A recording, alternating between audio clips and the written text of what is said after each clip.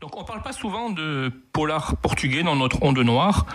Et celui dont je vais vous parler ce soir, c'est peut-être l'un des premiers, du moins dans notre émission.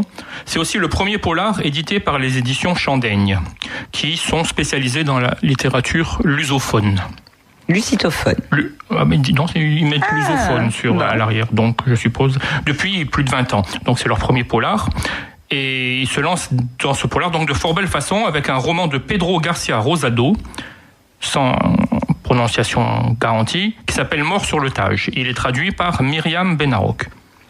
Ce livre aurait pu s'appeler Lisbonne noire ou Lisbonne confidentielle, tant il décrit la ville et ses corrupteurs et ses corrompus. La ville, c'est Lisbonne. Le titre original eût été pas mal aussi. En français, ça donnerait Ulianov et le diable. Mais en fait, ça aurait pu faire penser à un polar ésotérique. Et puis Ulianov, ça fait pas très portugais. Ça fait pas très portugais. Et en fait, c'est pas du tout un polar ésotérique. Ulianov, c'est le personnage principal du roman. Le diable, quant à lui, il est humain, à n'en point douter, dans le roman. Mais humain, mais plus complètement. Tant la vie a été dure pour lui, vous verrez pourquoi. Le roman commence de façon assez classique. Deux types laissent une jeune fille pour morte dans une zone en friche, sur les bords du Tage. Le roman s'appelle Mort sur le Tage. Une jeune fille qu'ils ont salement malmenée. Mais très vite ensuite, dès l'apparition du nommé Ulianov, le roman va prendre sa vitesse de croisière. On embarque dans les rues de la capitale portugaise, parfois même au volant d'une très belle et vintage Aston Martin DB5 grise. Ulianov, j'en ai déjà parlé, c'est le frère de la jeune femme du début, celle qui est morte ou pas. Celle qu'on a jetée sur les bords du Tage. Il va tout faire pour la retrouver. Son nom, Ulianov, c'est un pseudo, vous vous en doutez. Il nous indique qu'il est d'origine russe. En fait, c'est un ancien du KGB, devenu mafieux au Portugal après la chute de l'URSS.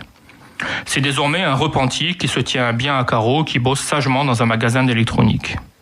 Mais la quête, la recherche de sa sœur disparue va faire ressortir tous les acquis de sa formation de mercenaire. Du côté des bad guys, donc les méchants, on a deux fils de bonne famille, deux fils à papa. Le papa, lui, c'est un entrepreneur brillant, renommé, dont la réussite ne se dément pas. Il est passé de la presse aux bâtiments et travaux publics avec autant de succès. Ses fils, eux, sont plus préoccupés par l'organisation de fiestas sur leur yacht que par la gestion de leurs affaires. Un business que leur père leur a offert un à chacun. Ils sont aussi argentins par leur mère, ce qui permet à l'auteur, au cours du roman, de s'évader un petit peu de la capitale portugaise et d'écrire de très beaux passages sur l'Argentine, sur ses plaines, sur ses ranchs, ses immensités. Et ça donnera aussi, peut-être, aux deux salopards, puisqu'on peut les considérer comme ça, peut-être une voie d'échappement. La force de ce roman, en fait, tient en 2 points.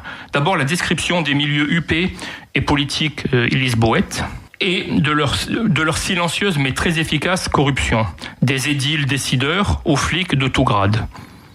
Il semblerait même que la mafia russe, d'après Perestroïka, donc, ait atteint la péninsule ibérique et le Portugal. Mais la vraie réussite de ce livre, c'est bel et bien le personnage d'Ulianov. Je voudrais pas spolier la fin, mais c'est quand même un personnage qu'on aimerait bien retrouver. Sans le talent de Pedro Garcia Rosado, il phagocyterait presque le roman tellement il est important. Mais il se contente pas de tout emporter avec lui. En fait, si, aussi bien physiquement que métaphoriquement. Rosado nous harponne dès la première scène où apparaît le russe et il nous maintient au bout de son fil, le fil du harpon, jusqu'à la dernière page. Même si le personnage complexe et fascinant, on n'est bien sûr pas tout le temps d'accord ni avec lui ni avec ses méthodes. Il y a, avant de finir juste, une scène de bagarre dans le noir ou presque dans un égout qui est magnifiquement écrite. On sent l'humidité, les coups, les parois rugueuses, le sang qui coule, sans ébrouf ou sans surenchère de violence. Du grand art, je vous le dis. Pedro Garcia Rosado, Mort sur le Tage, audition Chandaigne. Il nous reste 10 secondes pour vous dire au revoir et vous dire chacun dans son coin avec un bon bouquin. Ou plusieurs. Voilà, donc je suis pressé, voilà, il nous reste 20 secondes. Donc tu peux reciter le traducteur.